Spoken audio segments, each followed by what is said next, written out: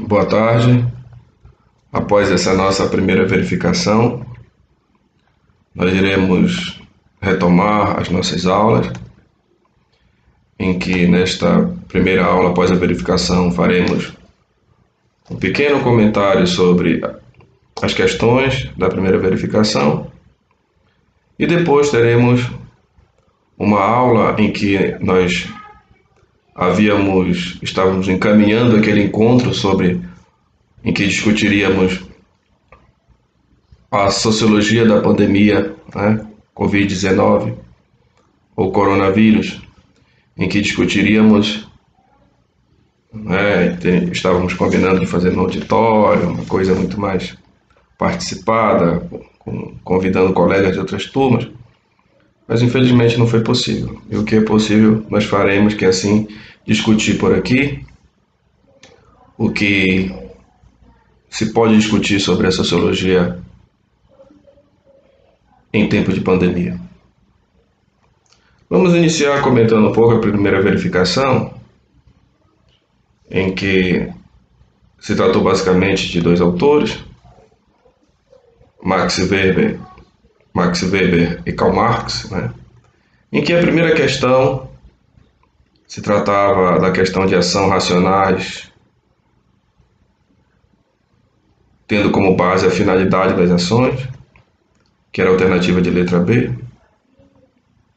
A segunda questão era uma questão de Max Weber, que falava sobre o que é ação social, né, sobre a regularidade de atos, regularidade de mecanismos sociais, que era a letra A, alternativa correta, né? A terceira também falava do que era a ação social, definição do que era ação social, em que a alternativa correta era a letra D. A quarta falava sobre o que era a sociologia da compreensão, né, a definição de ações de sentido, de valores, de causas e efeitos, que era a letra E.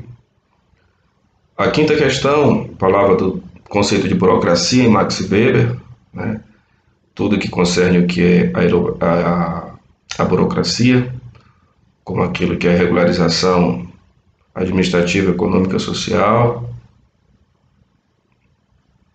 que era a letra E também. A sexta questão,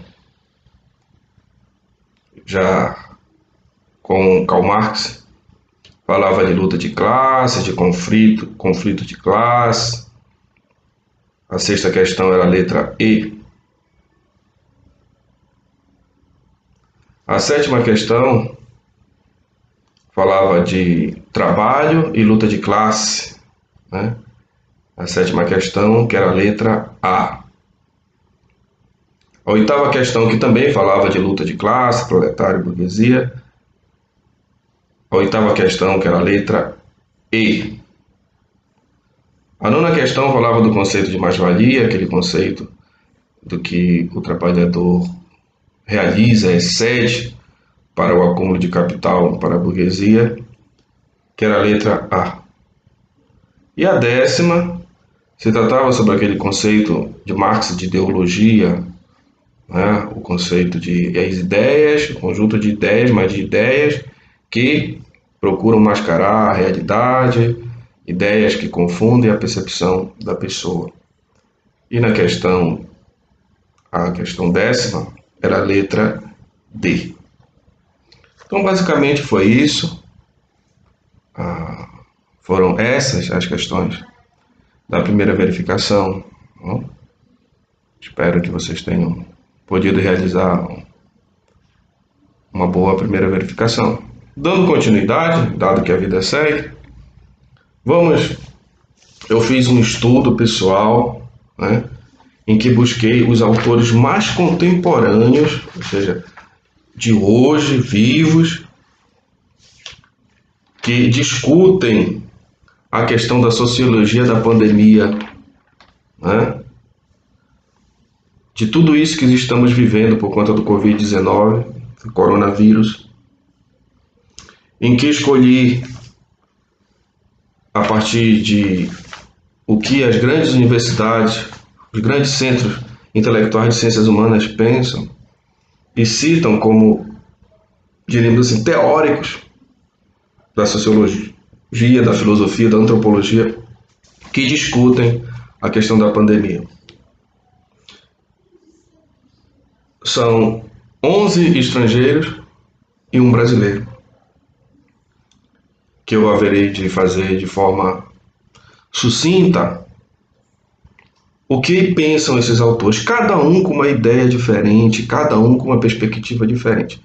O que é que nós devemos fazer? Absorver o que é possível de ser absorvido, para que nós saibamos o que se discute, dado que a odontologia, o curso de odontologia, a ciência odontológica está no mundo e vive também este mesmo drama, né? Quantos odontólogos, dentistas estão passando em meio a esta crise política, social, econômica, epidêmica, e buscam resposta. A ciência odontológica também está envolvida nisso, né?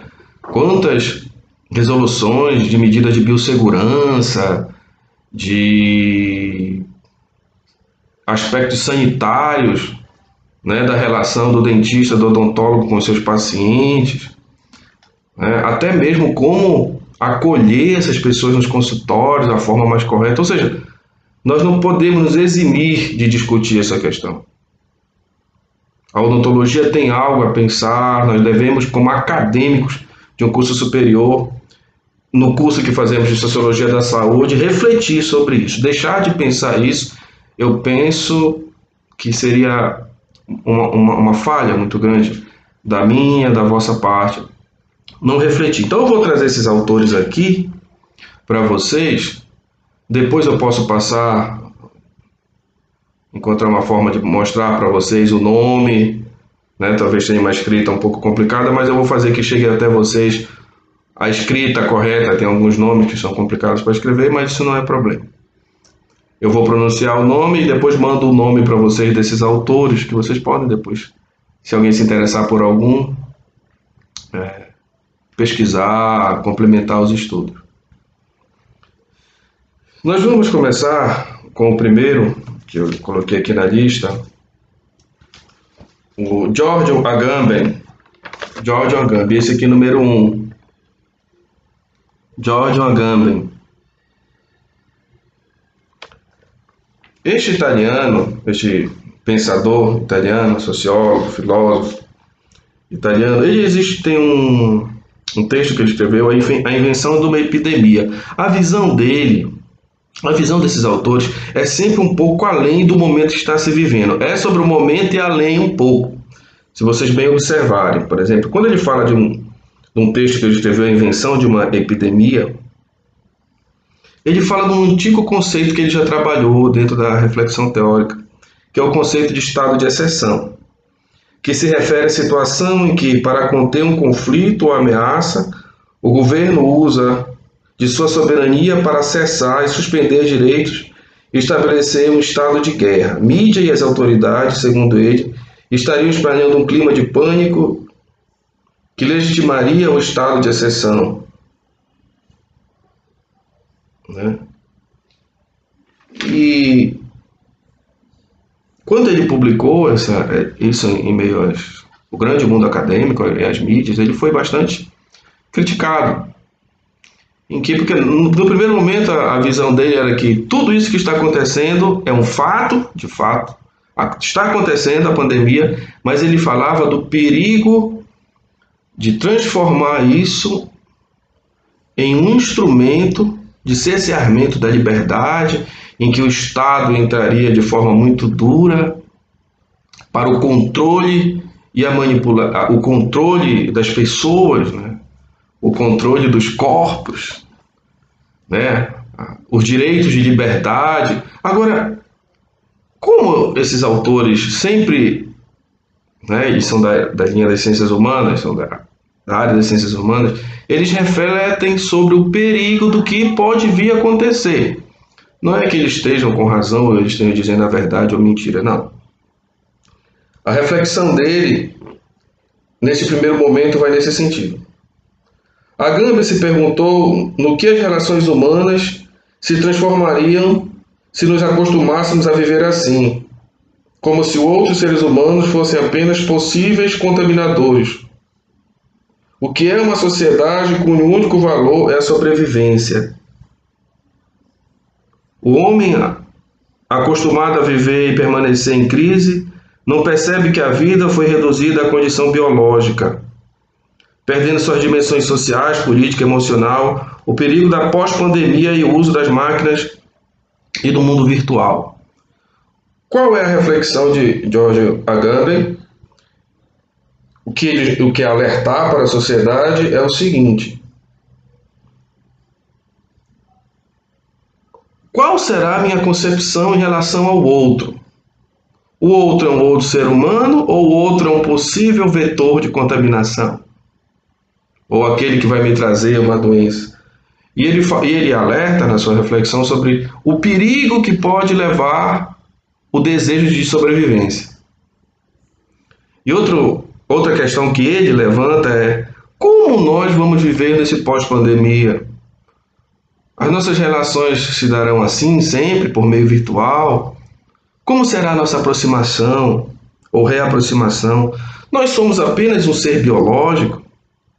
Essa é a questão dele, uma questão interessante. O ser humano é só um ser biológico? Não, nós percebemos, né, a necessidade de estar com os outros, o desejo de convivência, o desejo de nos alegrar e nos entristecer com os outros, que infelizmente em tempo de pandemia não é possível. Então a reflexão dele é nessa linha aí, né? Quase que como um alerta. As reflexões teóricas, elas não têm muito esse caráter moralizante, elas têm um caráter de nos convidar a pensar um determinado ponto que talvez ainda não esteja sendo pensado. É simplesmente isso. Então, o nome desse autor é Giorgio Agamben, este italiano. Certo? São 12. Então vamos para o segundo. Para o segundo autor, que na minha pesquisa eu fiz para mostrar e para partilhar com vocês, que vai ser interessante para nós também. Termos essa base teórica em meio a essa grande discussão, né? Afinal, nós somos universitários. O segundo, esse aí, Jean-Luc Nancy, este francês. Vamos ver o que este autor pensa sobre essa questão da pandemia. O pensador, para quem a noção de comunidade é central, considerou que Agamben falhava, ou seja, ele tem uma visão diferente desse primeiro que nós vimos. Ao não perceber que a exceção já se tornou uma regra no mundo atual e que a intervenção da técnica sobre todas as coisas atinge uma dimensão nunca antes vista. Para ele, desconsiderar que o governo é apenas um executor do que é preciso ser feito parece mais uma manobra discussionista do que uma reflexão política. O Jean-Luc Nancy, alerta que o pensamento de Agamben falta de na concepção dele, uma reflexão política um pouco mais apurada, porque lembrar que os estados sempre tiveram o controle, os governos tiveram o controle, e que a sociedade é a sociedade da técnica, já é quase que um discurso muito mais do que óbvio e ultrapassado na visão dele, né? Então, ele acha que o autor tem uma reflexão falha nesse sentido. E que a questão é muito mais ampla. E é quase que dizendo que o momento é de pensar o que é o melhor para a comunidade. Mais do que fazer uma reflexão de cunho diversionista, ou seja, só para divergir por divergir, não. É hora de pensar questões que interessam a todos e uma reflexão política muito mais aberta, muito mais global. Jean-Luc Nancy, este francês. Tem um terceiro autor, Alain Badiou, também francês, esse número 3 aí,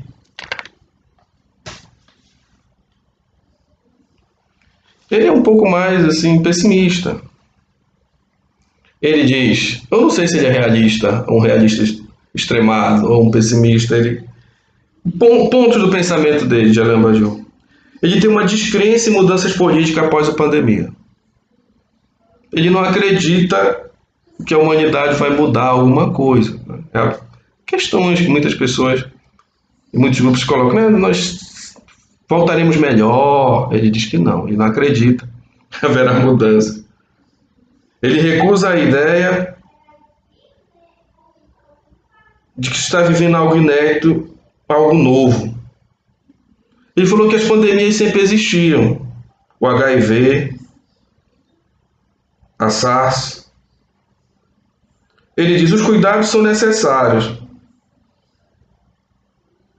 mas não existirá novo modo de pensar. Ele falou, tudo que está fazendo é muito bom que se faça. É muito bom que se faça, Alain Badiou diz, que se tenha mesmo as medidas sanitárias, os cuidados epidemiológicos, mas nova maneira de pensar, isso ele diz que não vai ter mudança nenhuma na forma de pensar da humanidade, na concepção dele. Ele fala um outro ponto, Alain Badiou, sobre a grande contradição. A economia é global, os poderes políticos continuam como essencialmente nacionalistas.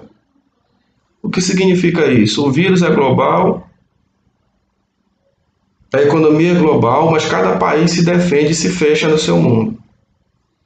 Cada país quer ter suas provisões de medicamentos, de mercadorias, de combustíveis, de alimentação.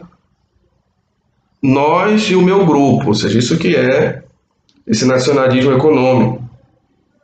Enquanto que a questão é global. A questão é global, o problema é global, mas cada um pensa em si só. Diríamos assim, essa é a expressão, em si só. Só em si.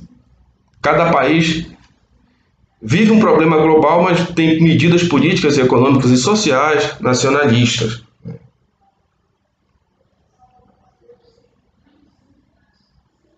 Ele diz que esses tempos, ele faz uma análise, que um perigo que existe em tempo de pandemia são os falsos profetas, digamos assim, né? Pessoas que anunciam, associam pandemia a crendices, a maldições, a desespero, a pânico, que tiraria a capacidade da comunidade humana de pensar racionalmente no que melhor fazer. Né? De fato, se nós acompanhamos pela televisão, né, também por conta da dificuldade, as pessoas chegam a perder a cabeça. Eu vi um dia desse uma imagem de um hospital aqui na nossa cidade, as pessoas mesmo arrombar o portão, derrubar, né, a necessidade de sobreviver. A gente nem faz um julgamento de valor sobre isso, mas a gente entende que, diante das grandes dificuldades, a tendência é perder a capacidade de pensar no momento, porque a dificuldade é tão grande, muito mais no nosso país, né, que as questões de saúde, a políticas públicas para a saúde mesmo, dada ao povo, é muito deficiente. Com um agravante desse, as pessoas ficam completamente perdidas. Aí ele fala do perigo da perda da racionalidade, perder a capacidade de pensar para resolver os problemas. Isso aqui é o Alain Badiou. O número 4 é uma mulher, Judith Butler, né? Essa filósofa americana é conhecida no mundo da reflexão, né? Principalmente dos feministas, onde ela discute questões relativas a gênero, a questão homem-mulher, grupos humanos. Ela escreveu um livro chamado Vida Precária, onde fala sobre os poderes do luto e da violência, em que o luto aparece como elemento fundamental de um sentimento de comunidade que se opõe ao individualismo. Embora todas as vidas sejam precárias e o vírus possa contaminar qualquer um, a desigualdade social e econômica permite que o vírus discrimine. Nos opomos à ideia de tratar todas as vidas como se tivesse o mesmo valor. O que a Judith Butler fala aqui? Ela fala que o vírus revela também Desigualdades sociais. Os que têm e os que não têm direito ao tratamento, a uma saúde, um cuidado adequado, né? Que se chega ao ponto de escolher quem vai viver e quem vai morrer. Aqui ela questiona a questão da vida. Ela pergunta: todas as vidas não têm o mesmo valor? É um questionamento que ela faz, claro, que sabemos que não, repito, a nossa realidade brasileira, por exemplo, que não existe leito, nunca existiu leito para todos os brasileiros em hospitais, muito menos agora. Às vezes as medidas são duras e drásticas demais, mas ela levanta a questão: olha, não existe uma vida de maior valor e uma vida de menor valor. O valor da vida é perene, é o mesmo para todos. Ela levanta, não é que o mais velho tem menos valor a vida dele do que o mais novo, ou o mais novo mais do que o mais velho, não. Ela levanta essa questão. E levanta uma questão: o vírus também revela desigualdades sociais. Será que todos os brasileiros têm dinheiro para comprar o que é necessário para uma saúde mais adequada, uma prevenção mais adequada? Esse é o questionamento que ela faz, essa filósofa americana. Vamos para o quinto teórico que eu pesquisei. Anthony Daniels. Esse inglês, ele, em seu pensamento, mostra como as epidemias e guerras fazem com que tanto a população quanto a classe política vivam uma dialética entre complacência e pânico, entre a análise de estatística e o medo do desabastecimento, ou leva à corrida de supermercado. O que é que o Anthony, este teórico inglês, nos quer falar?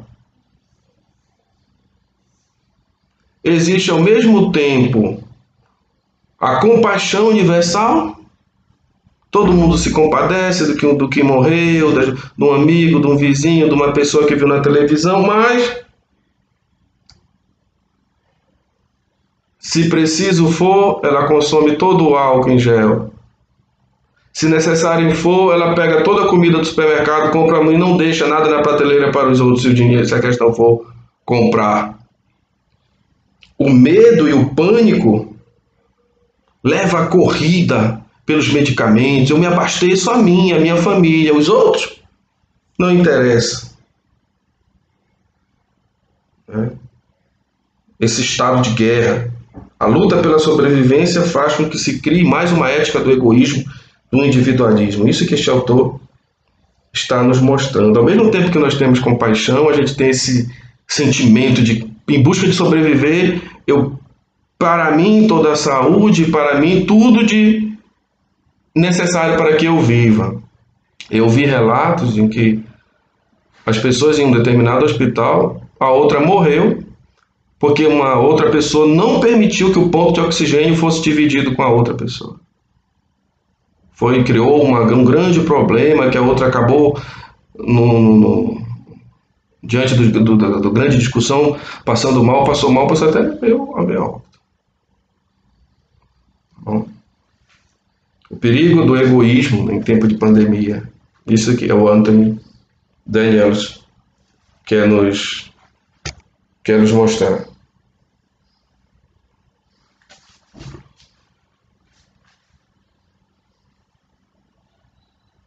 Existe um outro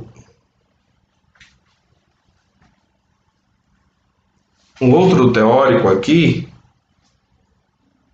que ele é sul-coreano, Han Byung-chul, esse número 6 daí, número 6. E este teórico sul-coreano, né, nós não estamos acostumados ainda a estudar teóricos asiáticos, né? Infelizmente, tem grandes talentos intelectuais nesses países. Ele fala: maior obediência ao Estado e menor relutância, soberania. Quem dispõe das dadas vigilância digital. Ele fala sobre o perigo do poder. Principalmente esses países que já viveram alguma espécie de ditadura, esses autores, né?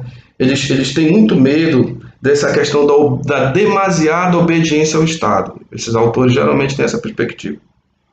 E de menor relutância, ou seja, o medo que a população não tenha um posicionamento diante dessas grandes dificuldades. Tudo fica só à mercê do Estado e a população não tenha direitos a ter algum direito de pensamentos e de ideias em relação ao que está vivendo. Ele também fala sobre o perigo da vigilância digital, né, que os governos podem ter em relação a toda a dramaticidade da pandemia, o controle, né, o medo do controle, no fundo. Esses autores, esses teóricos têm dos corpos das pessoas, da vida das pessoas. Han Byung-chul. Tem um outro pensador, David Harvey, este inglês.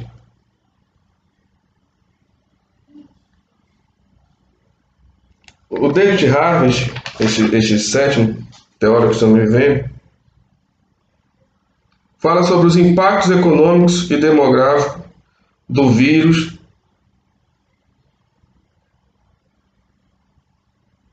e da vulnerabilidade do nosso modelo econômico.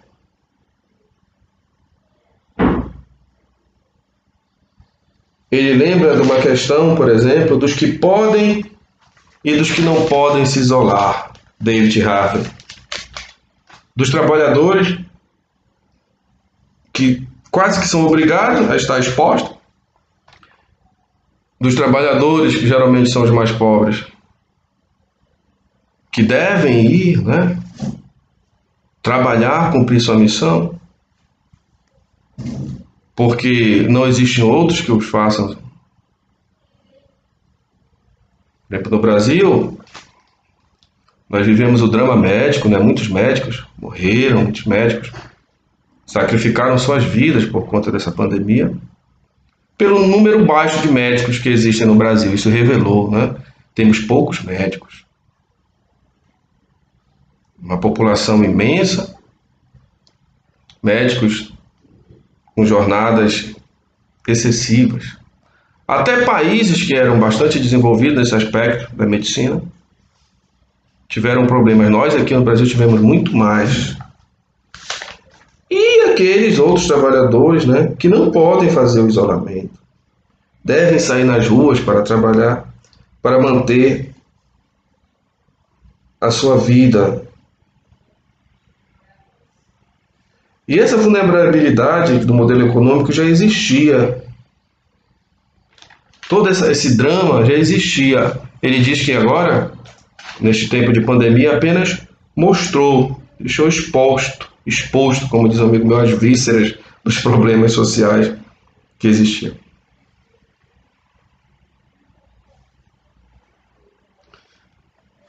O oitavo autor, são vários que eu pesquisei para vocês. Bruno Latour, esse oitavo. Esse Bruno Latour fala sobre, nessa pós-pandemia, o capitalismo voltará muito mais forte e que o capitalismo encontrou formas neste tempo de pandemia para esquecer de algumas questões, como esquecerá, por exemplo, sobre as questões climáticas, que estavam afetando a vida e a qualidade de vida do mundo. E ele diz que o capitalismo, assim como um vírus, vai voltar muito mais forte, muito mais cruel, muito mais predador, na busca incessante pelo lucro. Então são autores, né, principalmente os franceses, que não tem geralmente uma visão muito, vamos dizer assim, muito esperançosa, mas ao mesmo tempo é realista a visão deles. Um dia desses eu estava vendo pelos meios de comunicação, já começou o comércio, né, de aparelhos, né, que mensura oxigênio e outras coisas, venda, que está aí à venda. Quem quiser, tiver o capital, vai comprar, pode ter. Para a minha sobrevivência, eu tenho dinheiro, eu compro aparelhos que eu posso ter na minha casa. E o capitalismo vai ignorar outros aspectos da vida em sociedade, tendo como fundamento e a desculpa a pandemia. O capitalismo tem isso, né? Demite, corta. Eu não digo que a pandemia não traga problemas econômicos, mas o que, por exemplo, Bruno Latour quer ressaltar é que o capitalismo pode usar de artifício para a maior exploração do outro, do ser humano, da força de trabalho. Escamotear, esconder através de ideologia certas coisas, nós já vimos que é o conceito de ideologia em Karl Marx.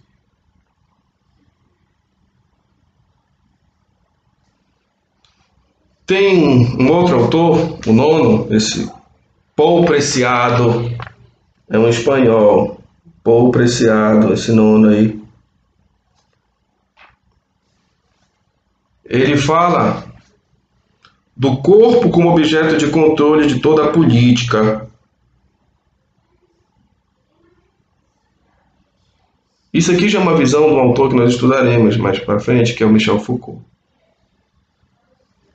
Gestão da vida e da morte das populações. A vida é administrada como é administrado toda e qualquer outra coisa de ordem material. A vida e a morte. A gestão, né?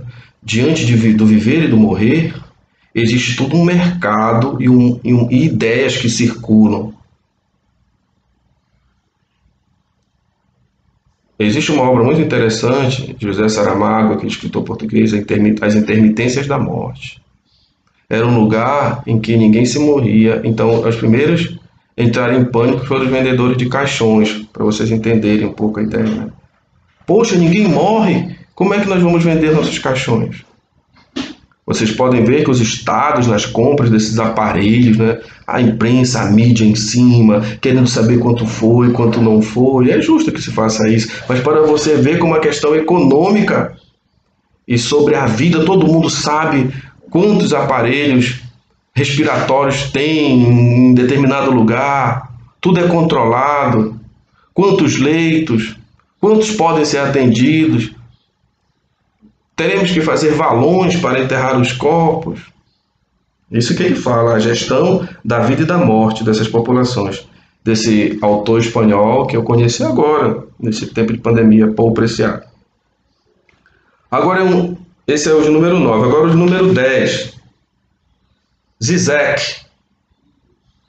Slavoj Zizek. Ele é esloveno, de um país bem... que quase nós não temos contato do ponto de vista cultural, né? Mas ele é conhecido no mundo das academias, né? O Zizek já veio no Brasil uma vez, eu acho. Ele fala da crise econômica que se espera como consequência da pandemia, mostra a urgência de uma reorganização da economia global, em que não deixa as pessoas e tudo entregue aos mecanismos do mercado, à mercê do mecanismo do mercado.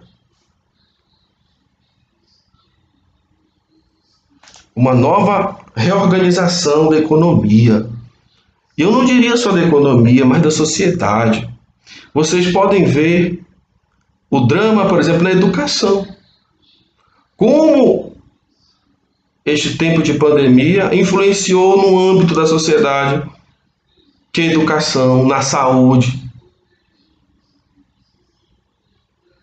Quais melhores mecanismos para solucionar as questões?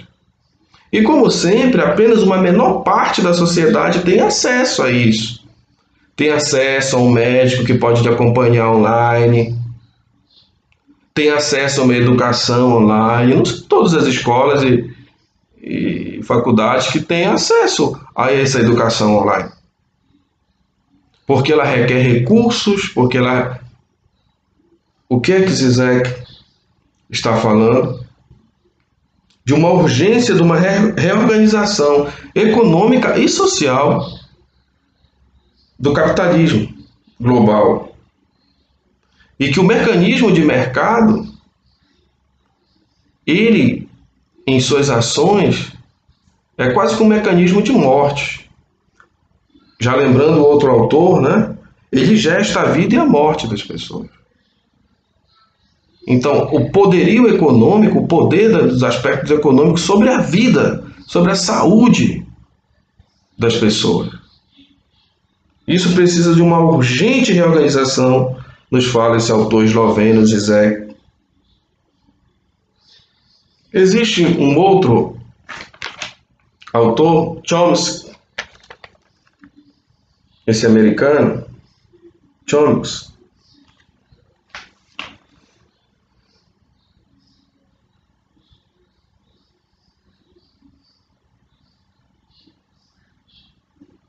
Ele fala sobre ameaças que o coronavírus, o Covid-19 é uma ameaça, é preocupante, mas que esquecemos de maiores ameaças ainda.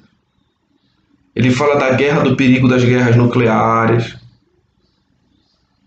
Ele fala também do aquecimento global e da deteriorização da democracia.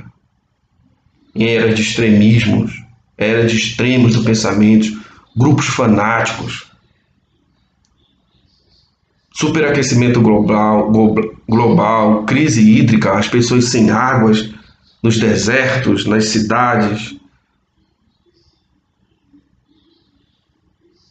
países desenvolvendo a todo custo armas nucleares, enriquecimento de urânio para fins da morte.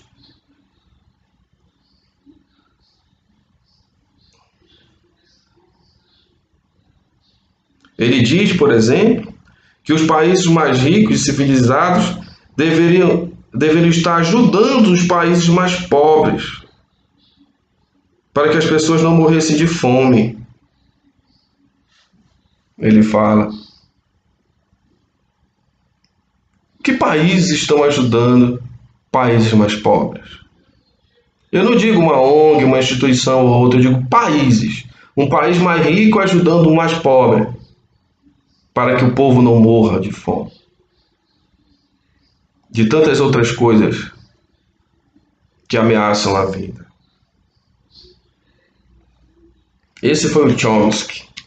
Aí nós vamos concluir com um brasileiro, um cientista brasileiro ainda jovem, chamado Átila Lamarino, que inclusive um dia desses deu uma interessante entrevista em um desses programas da televisão brasileira de entrevista, em que ele nos lembra de alguns pontos, o Átila. Confiança na ciência para superar a crise. A questão das escolhas em tempo de crise. A importância da mídia no tempo das crises pandêmicas.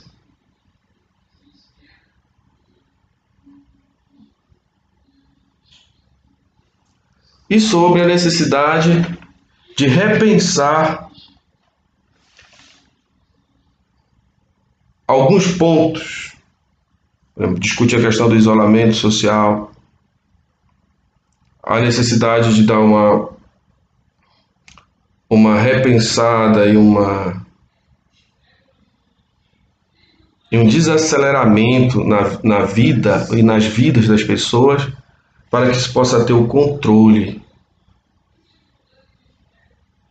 dessa epidemia. E a necessidade do incentivo à pesquisa científica.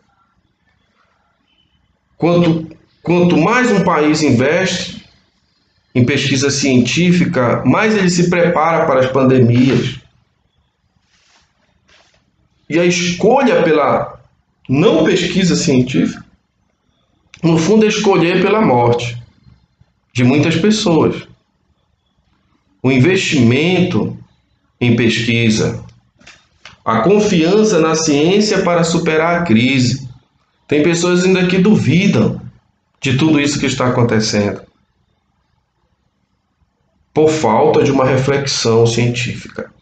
Então, este cientista, o Átila Lamarina, ele nos lembra da necessidade de pensarmos e refletirmos cientificamente. Existe um outro autor aqui que eu pesquisei, mas por hora serão esses, já são muitos, não é? Então vimos estes 12 autores de forma sucinta, para que nós tenhamos uma ideia do que acontece, do que está acontecendo. Gostaria que todos assistissem este vídeo e depois nós tivéssemos um retorno dessa discussão.